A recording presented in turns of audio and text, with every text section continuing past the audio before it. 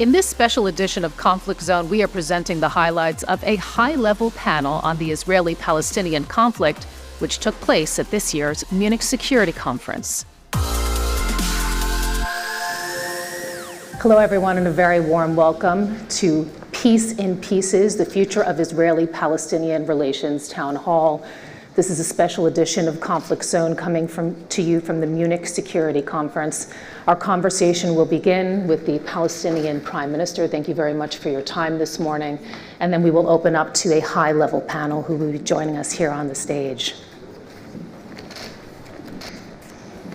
Palestinian Prime Minister Mohammed Ishtay, thank you so much for joining us on Conflict Zone here from the Munich Security Conference. Thank you for having me. More than 28,000 have been killed in Gaza, more than 11,000 of them children, according to the Gaza Health Ministry.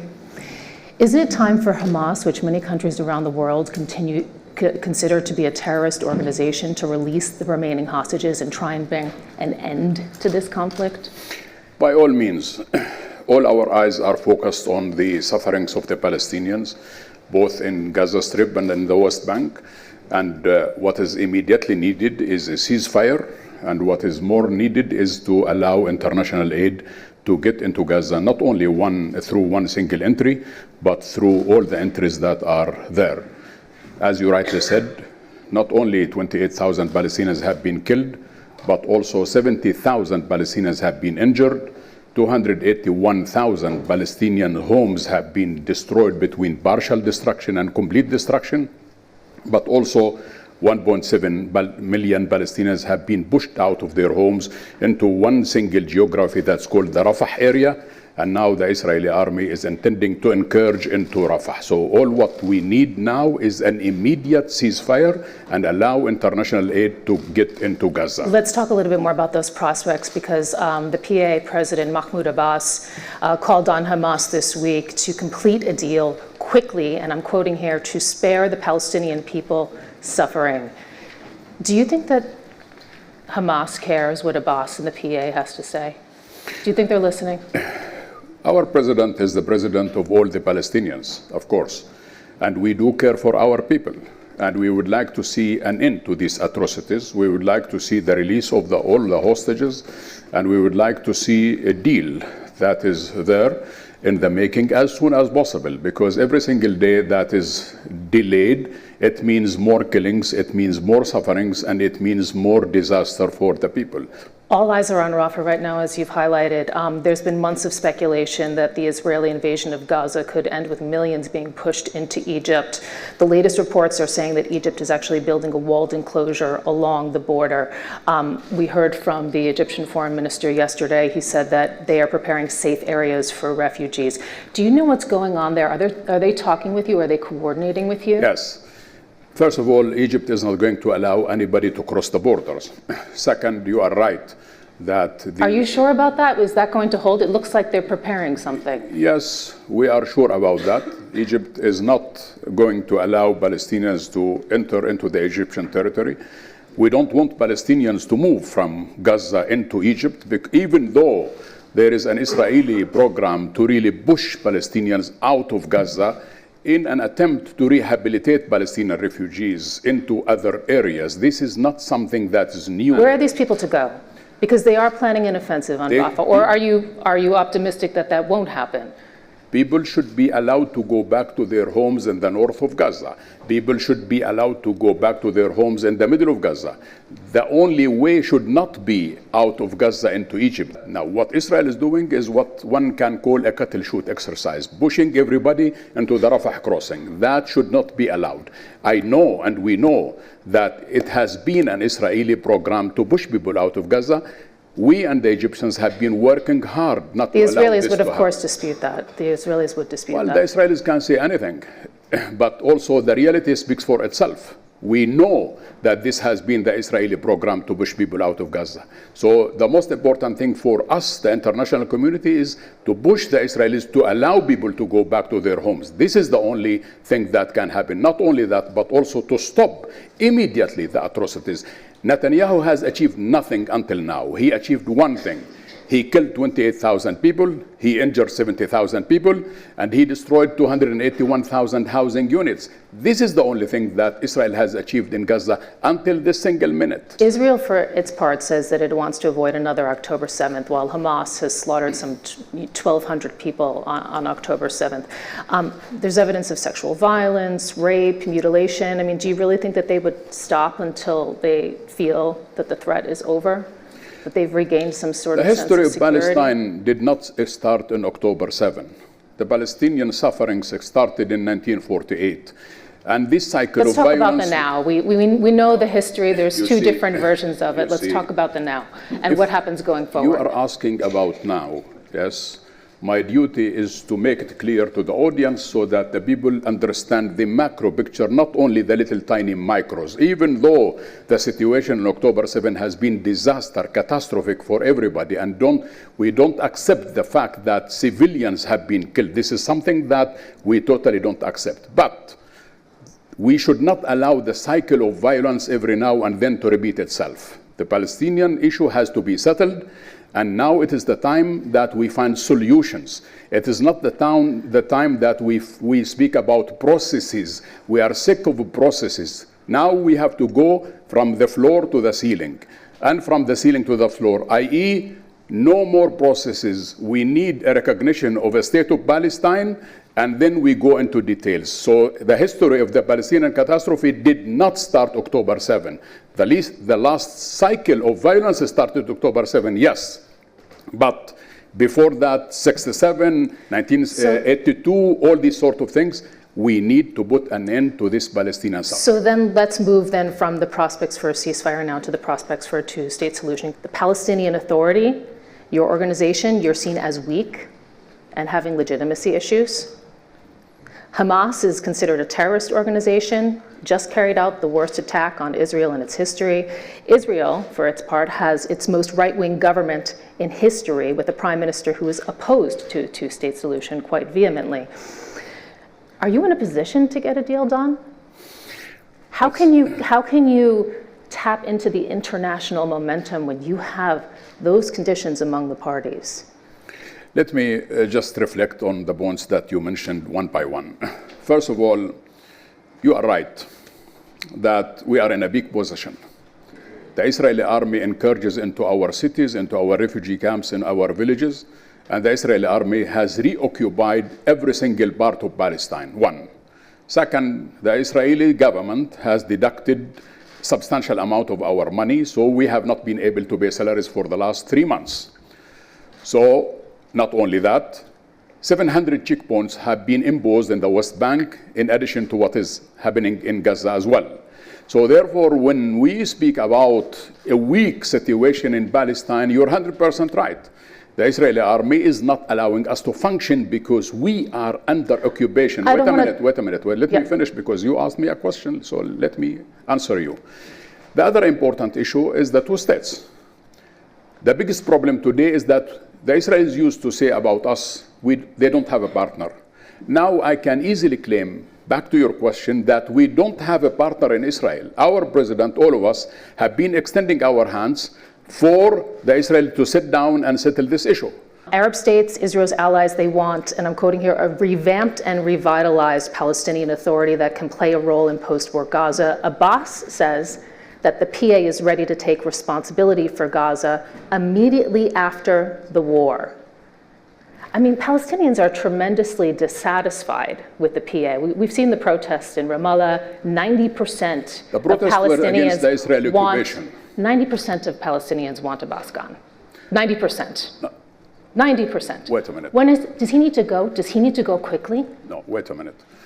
First of all, how can you represent say that you represent the Palestinian people when 90% want your president? Do you want to ask me and wait for an answer, or do you want to continue talking? Please. So, wait a minute. First of all, we are very aware of the fact that we need elections. And our president issued a presidential decree calling for elections on the 22nd of May 2021, when Israel did not allow us to have elections in Jerusalem. So we were caught between the hammer and the hard rock. Shall we have elections without Jerusalem, or shall we wait until the circumstances allow? One. The other important issue, I do like the term revitalization of the Palestinian Authority that President Biden spoke about. And when I Googled it, I realized that it means bring to life. So for us, the revitalization of the Palestinian Authority, it means one thing.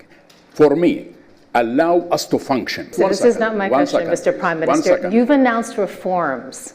Yes, but let me finish. When are they going to happen and on what sort of time frame? Because you have promised them before. Correct. When are they going to happen? Correct. Netanyahu's war is going to continue until end of the year. Today in Gaza, we have 50,000 Palestinian civil servants who are there, of whom 19,000 Palestinian policemen. We provide for Gaza $140 million every month. That's $1.7 billion every year. That's 35% of our budget.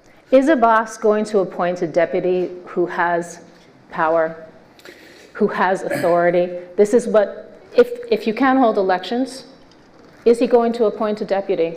Look, the issue is not about... Is he going to allow a caretaker, as we've been hearing many international parties are calling for? The Palestinian Basic Law does not allow the president to have a deputy. Okay? We are people who are stuck to the law. But it allows him to serve 19 years into a 4-year term. No. All what we want is simply to have elections when elections are possible. We cannot have elections for part of Palestine without elections for every Palestinian. Now, let's not miss the point.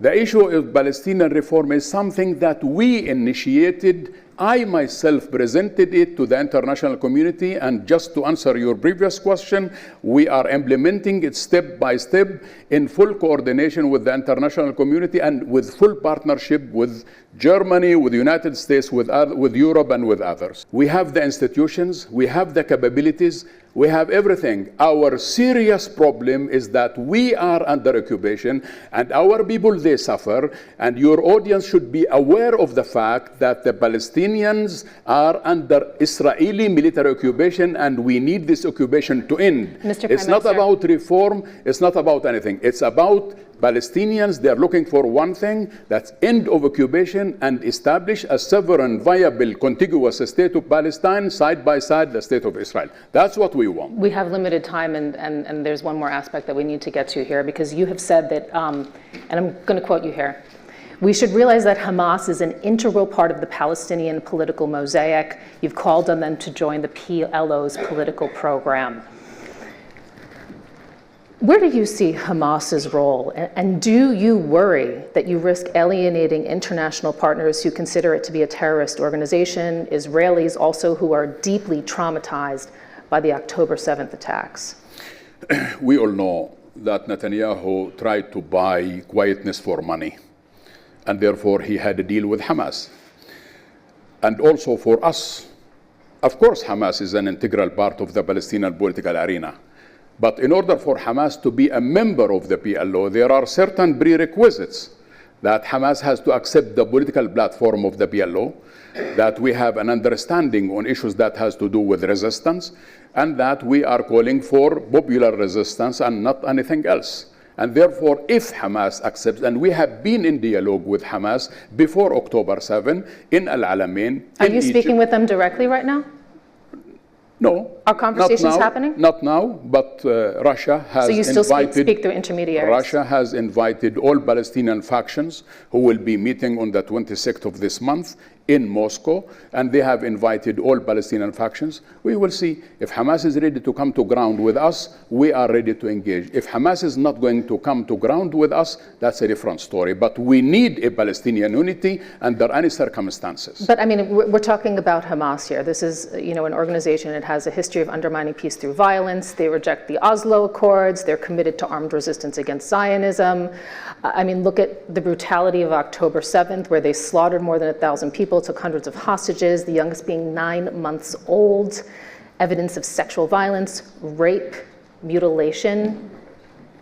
Does Hamas really deserve another chance?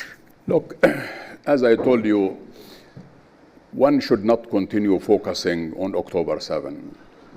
They've been no friend of yours. I told you at the very beginning that no way we accept any killing of any civilian innocent people. This is something that we should put behind ourselves.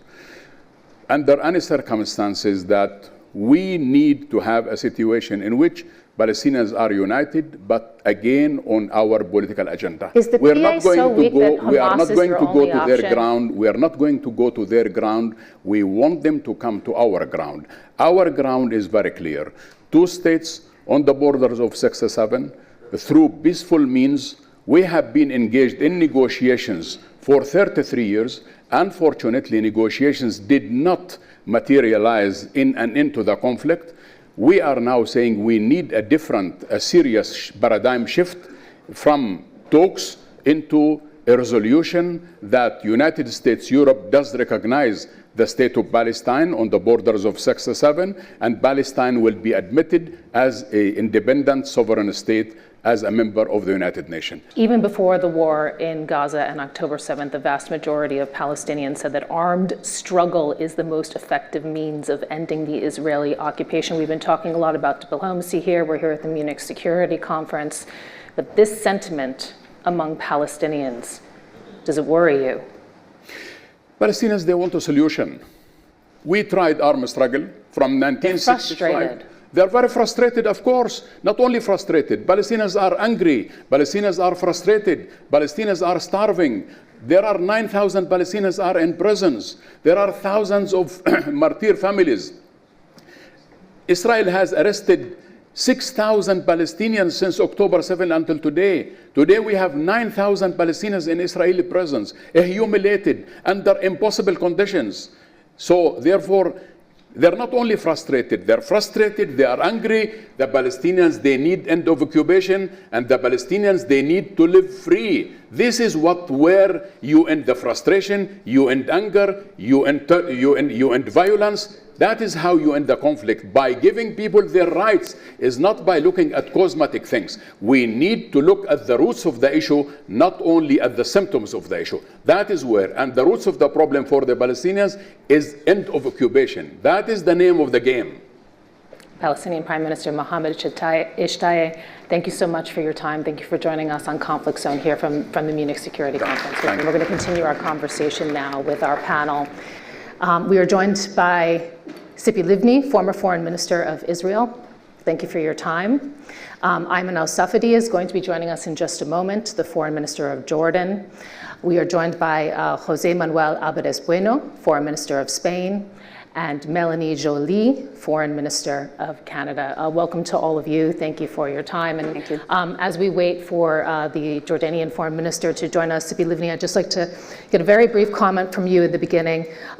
Will Israel launch an offensive in Rafah?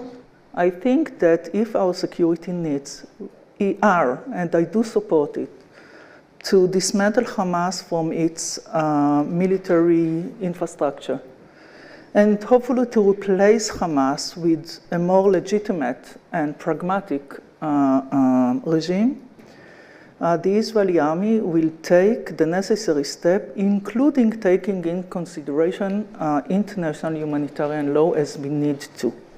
The absurd is that we called Palestinians to leave their homes not in order to expel them, but in order to save their lives because they are being kept as human shields by Hamas. And therefore, the situation is complicated. Yes, there are Palestinians that are suffering there, but the real question is how all of us can lead to a better future and not end this war in Gaza as another round, because I was a minister in the Israeli Security Cabinet in the last rounds of operations in Gaza. One, we thought that deterrence would be enough. The second, we thought that any understanding with Hamas, I didn't support it because I think that Hamas should be delegitimized. But I would advise all of us to do what we decided on the first round of negotiations with the Palestinians, that it's not about blame game or history, but about finding a solution. The only way to achieve peace is by an understanding that the choice is not between Israelis and Palestinians, but between those that want and are willing to take also, of course, political risks and other to achieve peace on both sides. and just entering to a blame game or calling the international community, give us a stay, this is not helpful. Ayman al-Safadi, I'd like to get your response, first of all, to what we have heard. Mr. Foreign Minister, by the way, welcome, and thank you for joining us. You know, we've been discussing all eyes right now really being on Rafah. Jordan and Egypt have been quite clear that they will not accept any forcible transfer of Palestinians. Egypt appears to be building an enclosure on its border. The Foreign Minister of Egypt addressed this yesterday. Do you think that your stance can still hold strong on this, given the dire humanitarian situation in Gaza and the talk of a military operation extending there? Well, I mean, we should not be responsible for cleaning Israel's mess.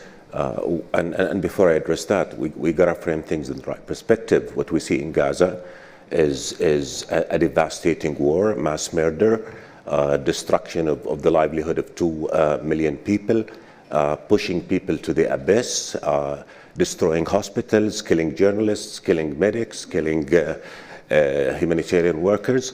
And we've got to frame things in the right context. The root cause of all of this is occupation that has had no horizons of ending, that's being consolidated day in, day out. Look at the number of settlements in terms of the growth that we've seen over the past few years. Look at the situation before October 7. What did we have before October 7? We had a complete closure of political horizons. We had a government that includes radical racist ministers who openly call for the killing of Palestinians. They call them human animals. They don't respect their rights. And we had a process in which this Israeli government tried to sell the fallacy that it can jump over the Palestinian issue to have regional peace and ignore the Palestinians as if they do not exist. This current Israeli prime minister was on the record saying that his mission is to suffocate the Palestinian people's aspiration for statehood. October 7, we all condemned the killing of Israeli civilians on October 7. All the Arab countries did that. But I have yet to hear one. Israel have responded I have to that? yet hear one Israeli official condemning the killing of 30,000 people in Gaza. 75% of them are women and children. We're a country that made peace with Israel 30 years ago, but we made peace within the context of a broader peace that should allow for regional conditions that will ensure safety, security, dignity for all people, for Israelis and Palestinians. But Israel cannot have security unless Palestinians have security. We all cannot have peace unless the Palestinian people have their legitimate rights to statehood and freedom and dignity fulfilled. This seems to have been pushed under tons of layers of ignorance and acting as if Palestinians do not exist. So let's frame things right. We have a conflict. The root cause of conflict is an occupation that is a violation of every human right that exists. There was no horizons for this occupation to end. And now we're just looking at things as if the only problem is that there is something called Hamas. No, the only problem is that there is an occupation that has to end. We in the Arab world since 2002 have said that we're willing to have full normal ties with Israel in return for ending the occupation and the realization of a Palestinian state. Israel did not even consider that. And this is the question that we have. On the issue of displacement, it's an absolute no. We will not allow for the displacement of another thousands of Palestinians. Is that also what your Egyptian counterparts are saying? Yes, I think Jordan and Egypt have been even despite the building of the enclosure? About that displacement is not acceptable. It's a violation of international law. It's a war crime. But beyond that, it will solve nothing. It will just set the stage for further conflict. One last sentence. Whoever wants peace, we cannot just keep speaking in the macro. The path to peace is known, the two-state solution, the realization of a Palestinian state that can live in peace and security with Israel.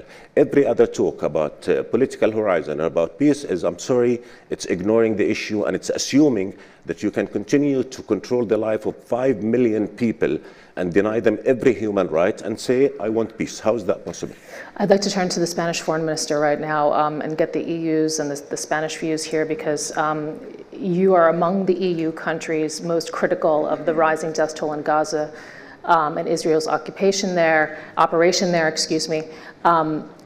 You have paused arms sales, we understand. How do you see the prospects for de-escalation and ending the conflict? Everything that we are doing and saying aims at de-escalation. This escalation of violence will lead nowhere. I don't see any political vision behind all this violence. And there is a real risk of a spillover beyond Gaza. We see what's going on in the West Bank. We are very, very worried for a very fragile already Lebanon. So basically, I think we all know what is needed to get peace and security for both the Palestinian people and the Israeli people. We take very seriously the security concerns of Israel. When we call for a permanent ceasefire, when we call for the immediate entrance of humanitarian aid, which is absolutely needed in Gaza, given the catastrophic humanitarian situation, when we call for the immediate release of hostages, all those things are and go in the benefit of both of them, the Palestinians and the Israelis. Okay, Melanie Joly, I'd like to turn to you, Foreign Minister of Canada, and perhaps you can also give us the international perspective, as well as maybe the North American perspective as well. How much influence do you see the international community having on bringing an end to this conflict? What we need now is a hostage deal. We need that because that's the only way that we can get humanitarian support up to 500 trucks a day from Karim Salem and Rafah. And from there will be a momentum to get to a sustainable ceasefire. Violence must stop. I think we all agree on that. And when we had the last truce in November, we saw that things calmed down. The pressure in all our countries calm down. I must say, in Canada, the politics of this is extremely difficult. And that's creating tensions, more anti-Semitism, more Islamophobia. There's lots of tensions in our community. So what we want is a hostage deal. It's a humanitarian aid. This will then permit the work on a grand bargain, which is, for too long, we've been thinking, and particularly the left, center left, which I'm from, we believe in a two-state solution. But and wait, let me just finish and I'll get to. So we believe in a two-state solution. And then the right was much more into normalization of relationship with Israel. Let's make sure that there's a security apparatus for the region. But the reality, Sarah, right now is we have an opportunity to bring long-lasting peace to the region. Why? Because we have to put the two together. There will be no security for the Arab world and for Israel if there's no normalization, a deal with Saudi Arabia, and a two-state solution. What more pressure can the international community, though, bring to bear? And I'd just like to acknowledge the EU Foreign Policy Chief is sitting in the front row here. Yeah, Borrell is in my ear right now. And I'm going to quote you, Joseph Borrell, if you don't mind, because you said this in the past week. You made this thinly veiled call on the United States to cut arms supplies to Israel due to the high civilian casualties in the war. You said, if you believe that too many people are being killed, maybe you should provide less arms in order to prevent so many people from being killed. So, is there a point there? There's two things. We believe in the right of Israel to exist. That's fundamental, and it must be able to exist in peace and security. We also have a foreign policy all about human security. We're Canada. That's what we believe in. And the protection of civilians has been at the core of everything we've been doing. So, of course, right now, this is difficult balance. And on Rafah, we were absolutely clear. This is unacceptable because Palestinians have nowhere to go. You have been in the center of negotiations at Levni. You support us to a two-state solution. You're also, you're in Israel. You see the trauma of October 7th, and the population is traumatized. There is no appetite right now for a two-state solution, or at least very little appetite. And so, and this is our final round of questions, by the way, so I'd just like everybody to perhaps have a last little final word here before we open it up to questions from everybody else. You've said that it will be difficult to convince Israelis to support peace, to support a two-state solution. Do you see any hope? Yes, I see hope. It is true that Israel is under trauma, all of us also, personally. this kind of horrors. You mentioned, and thank you for that, the hostages. They need to be released because they were taken. These are crimes against humanity. But speaking about two states or future, there is also a need to understand that also on the Palestinian side, there are those supporting the idea of two states for two peoples. We didn't reach an agreement, but they represent aspiration, legitimate aspiration of the Palestinians for a state. Hamas does not. Hamas does not accept the right of Israel to exist. And therefore, those that are speaking now about eternal peace with Hamas, they don't understand the nature. It's not just a terrorist organization for some freedom fighters. Gaza Strip could have been free if they had renounced violence. We left Gaza. We didn't want to be there. We don't want to control the Palestinian life. I know that there are negotiations now. The US, the Saudis, hopefully Jordan, Egypt, the PA. If this, and this is something can creep up, there's a need for us also in Israel to understand that the outcome of this can be secure. And I'm speaking about those supporters of two states, not all the Israelis support it, or not all parts of this government, but yes, for us, we need to understand that it brings security, we have a new security structure in the region with the Saudis, with Jordan, with others. And by having that, and there are change on realities also on Gaza, and this hopefully can make a change. Ayman al-Safadi, I'd like to ask you, first of all, for your response. Second of all, can you take us into some of these negotiation rooms and tell us particularly what regional players might be willing to provide to get a deal done? What is potentially on the table to move not only from a ceasefire, but maybe also to a two-state solution, possibly also to another normalization agreement with Saudi Arabia and Israel in the region, for example? Thank you, Sarah. I mean, first of all, I think the key thing is that this war has to end. This murder has to end. These war crimes have to end. That's the number one. That's the bottom line. And what happens after? I'll come to that. But for now, nothing can justify the continuation of the destruction of the livelihood of 2 million people. Nothing can justify attacking hospitals. Nothing can justify killing 12,000 children. Nothing can justify making 17,000 children in Gaza orphaned. That this is unacceptable by any standard. Israel has crossed every moral, humanitarian, legal law that there exists. That's number one. Number two, again, we've got to frame things right. It is unacceptable, again, to keep beating around the bush and not to recognize that the problem is with Israeli politics, that Israel does not want to recognize the right of the Palestinian people to exist. Not only are they saying that, but they're doing everything that will render the two-state solution unviable. And facts speak to that. What's on the table from regional players? I'll tell you that. What's on the table is a full peace. That is the Arab Peace Initiative of 2002, and it's still on the table. Full normal ties, full peace, full acceptance.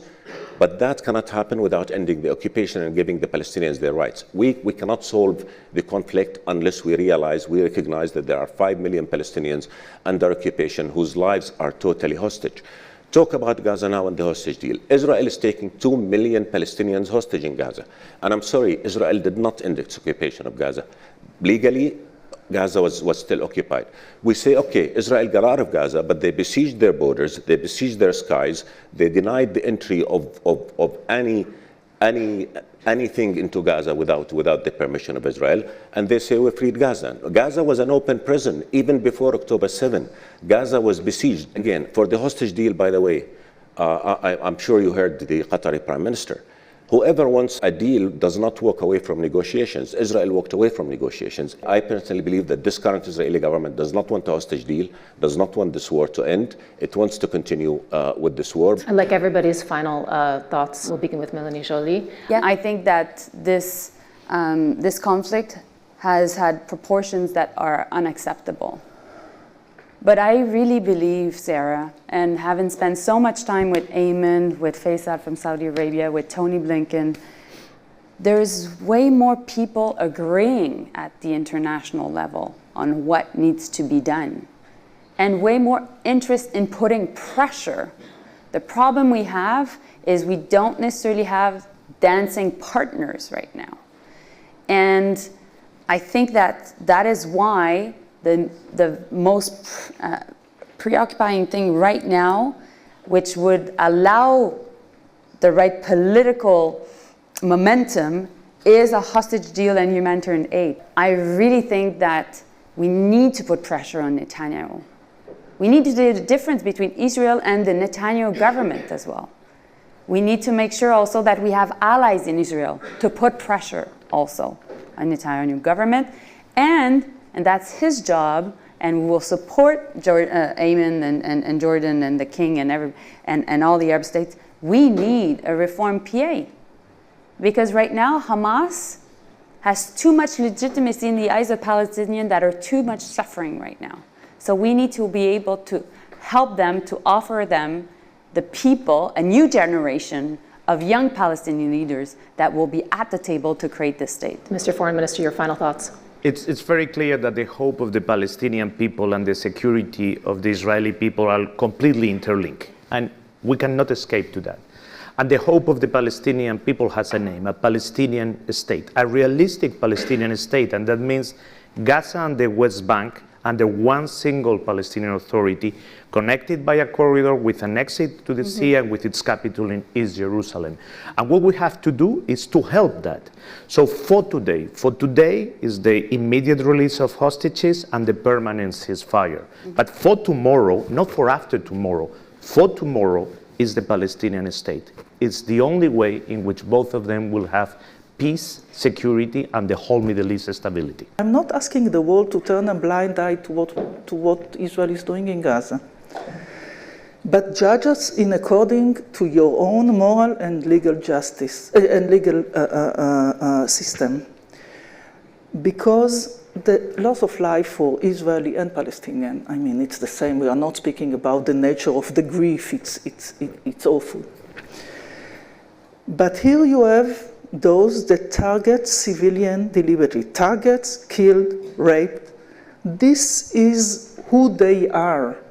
Israel is a democracy. We are trying to avoid civil casualties. I was in the Israeli cabinet. I know how it works. So I'm not saying that you cannot ask questions or get the answers, but to make this comparison, it's immoral. You cannot compare these terrorists that are looking for children to kill to an army that tries to avoid civil casualties. And to your question about whether, listen, not all the Israelis are the same, not all the Palestinians are the same. You can find in Israel those supporting peace, supporting the idea of two states, and those that are completely against it, as you know, and some believe in greater Palestine between the river to the sea. Same in Israel, those believing in greater Israel between the river to the sea.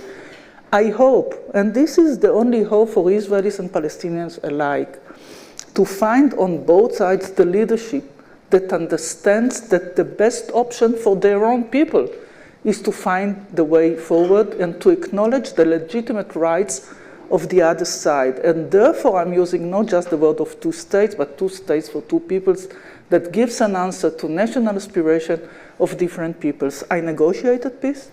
During these negotiations on the other side, the representatives of the PLO, Fatah, accepted the existence of the State of Israel. We didn't reach understandings on borders and other things. But I would like to say, since it was asked also about mistakes, in 2014, there was on the table an American paper.